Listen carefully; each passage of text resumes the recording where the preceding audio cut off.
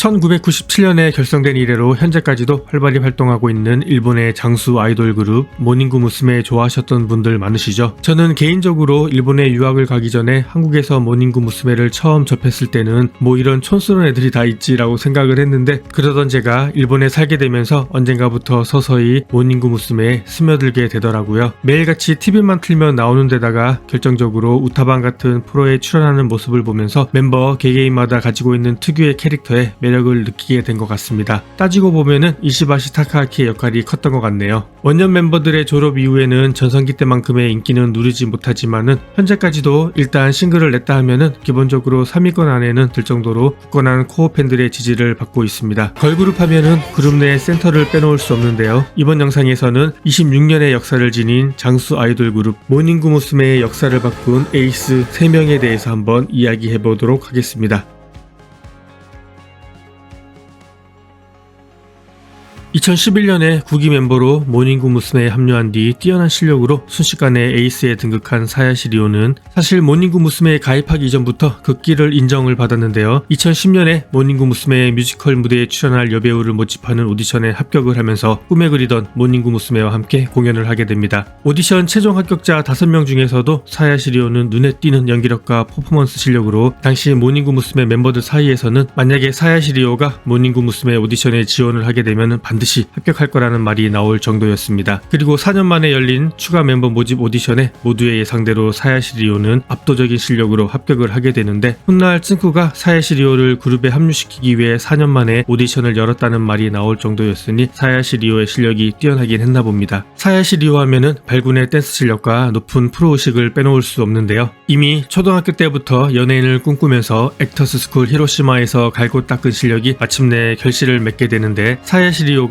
그룹에 합류한 뒤 발매된 두 번째 싱글인 온리유에서는 타카하시 아이와 타나카 레이나라는 쟁쟁한 선배들에 이어 세 번째로 노래 파트 비중이 높아졌는데, 사실상 이때부터 팬들 사이에서 모닝구 무스메를 이끌어 나갈 차세대 에이스로 주목을 받게 됩니다. 초기에는 가창력 지적을 자주 받았지만은 워낙에 악바리 근성이 있어서 서서히 안정권에 접어들게 되는데, 결국 아이돌 업계에서는 발군의 퍼포먼스 실력과 안정적인 가창력을 지닌 사야시 리오가 여자 아이돌의 이정표가 될 정도로 특출한 존재로 인정을 받게 됩니다. 2010년 이후 한동안 싱글 차트 1위 곡을 내지 못하고 있던 모닝구 무스메는 리더 미치시게 사유미와 에이스 사야시 리오의 활약에 힘입어 2013년부터 다시 1위 자리를 탈환하게 됩니다. 그렇게 팬들에게도 압도적인 지지를 받고 있던 사야시 리오였지만은 그녀를 유독 이뻐했던 미치시게 사유미의 졸업 이후에 자신감이 많이 떨어졌다고 매스컴을 통해 언급한 적도 있는데, 이 무렵부터 급격히 살이 찌는 등 신체적으로나 정신적으로나 많이 지친 모습을 보이기 시작합니다. 결국 사야시 리오는 지금까지 앞만 보고 달려왔지만 이후의 인생에 대해서도 진지하게 고민을 하게 되었다고 밝히면서 2015년 12월을 마지막으로 그룹에서 탈퇴를 하게 되는데, 이때 그녀의 나이 불과 17살이었습니다. 그룹 탈퇴 이후에는 댄스와 영어를 배우기 위해 뉴욕에서 2년간 유학 생활을 보냈는데, 2019년에는 베이비메탈의 월드투어 서포터 댄서로 출연을 해서 큰 주목을 끌었습니다. 베이비메탈의 멤버인 나카모토 스츠카와는 같은 액터스 스쿨 히로시마 출신으로 사야시 리오가 뉴욕으로 유학을 떠난 것도 세계적으로 활약을 하고 있는 베이비메탈에게 큰 자극을 받았다는 이야기도 있었습니다. 오랜 공백을 깨고 2011년에 미니 앨범 데이브레이크를 발매하면서 솔로 데뷔를 마쳤고, 2020년부터는 여배우로서도 활발히 활동을 이어가고 있는데요. 2023년에 맨츠 히토리 메시의 주연에 이어서 2014년 1월에 방영될 오시오 메시아가레에서도 주연을 맡을 예정입니다.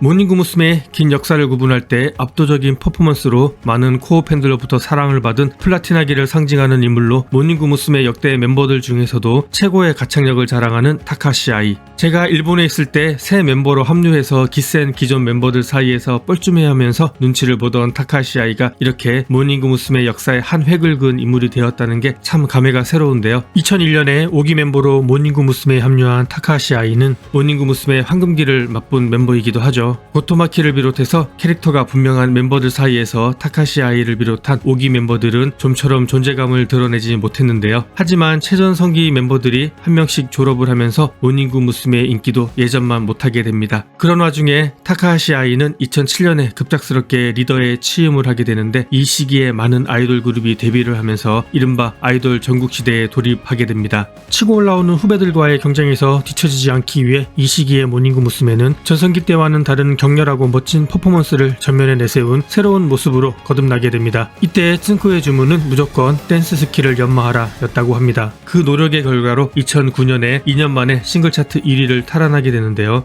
퇴퇴해 가던 모닝구 무스메를 전력으로 다해 이끌던 타카하시 아이도 동기 니이가키 리사에게 리더 자리를 넘겨주면서 모닝구 무스메를 졸업하게 되는데요. 압도적인 가창력과 퍼포먼스 실력으로 모닝구 무스메 탈퇴 후 솔로 가수로서의 활약이 가장 기대되는 멤버였는데 2014년에 애딸린 이혼남의 폭력 불륜 이력이 있는 11살 연상의 개그맨 아베 코지와 결혼을 하면서 팬들에게 큰 충격을 안겨주었습니다. 심지어 타카시 아이가 첫눈에 반해 적극적으로 대시를 했다고 밝혀서 팬들을 멘붕에 빠뜨렸는데요. 10년이 지난 지금까지도 부부 사이가 좋은 것처럼 보이는데 무엇보다도 타카시 아이가 행복해 보이니까 뭐 그걸로 된 거 아니겠습니까? 본인의 어머니부터 가족 전체가 한국 덕후로 알려져 있는데 2010년에는 광팬인 지드래곤의 영향으로 태어나서 처음으로 금발머리를 했다는 인증을 하기도 했습니다. 평소 패션 감각이 뛰어난 걸로 유명했는데 2020년에는 후쿠라는 패션 브랜드를 설립하기도 했고 현재는 드라마, 영화, 뮤지컬 그리고 헬로 프로젝트 라이브 등 다방면에서 활발히 활동을 이어가고 있습니다. 모닝구 무스메의 최고 전성기를 이끈 1등 공신 중 한 명으로 츠ን코로부터 10년에 한 번 나올 만한 제목이라는 찬사를 받은 고토마키는 1999년에 3기 멤버로 그룹에 합류하게 되는데요. 고토마키가 합류한 직후 발매된 싱글 러브머신은 오리콘 차트 3주 연속 1위를 기록함과 동시에 모닝구 무스메에게 첫 밀리언셀러를 안겨준 싱글이 되었습니다. 이 곡은 지금까지도 모닝구 무스메에게는 상징적인 노래 중 한 곡으로 기억되고 있죠.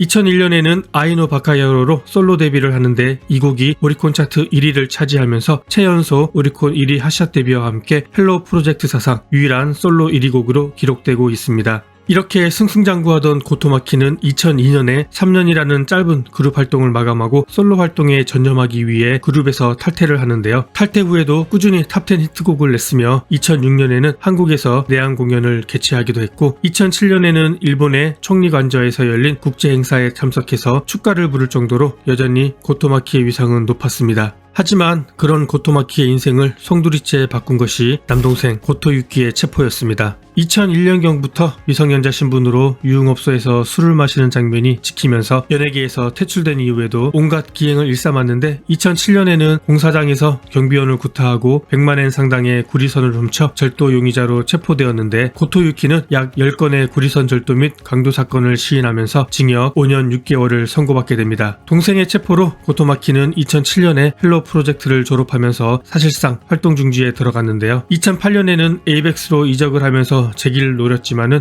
2010년 어머니가 자택에서 추락하여 사망한 채 발견되었는데 고토마키의 어머니는 평소 수감 중인 아들을 그리워하면서도 고토마키에게 그렇게 미안해했다는데 결국 극단적인 선택으로 생을 마감한 것으로 추정되고 있습니다. 어머니 사망의 영향이 컸던 걸까요? 앞으로는 나만을 위해 살아보고 싶다면서 2012년에는 무기한 활동 중지에 들어가는데 이 기간에 만난 3살 연하의 일반 남성과 2015년에 결혼을 하면서 큰 화제를 모았습니다. 결혼 후에는 히로스의 료코가 그랬듯이 마마타레로 재기에 성공을 하지만은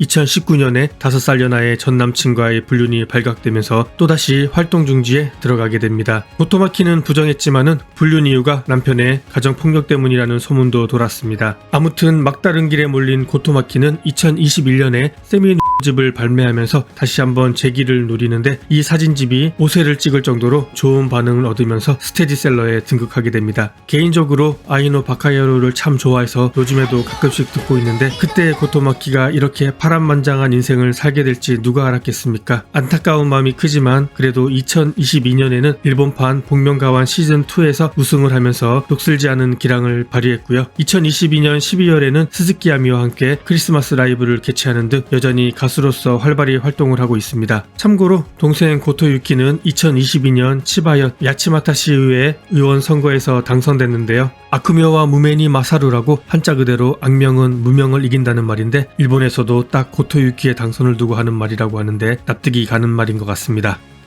시청해주셔서 감사합니다. 편안한 하루 보내시기 바랍니다.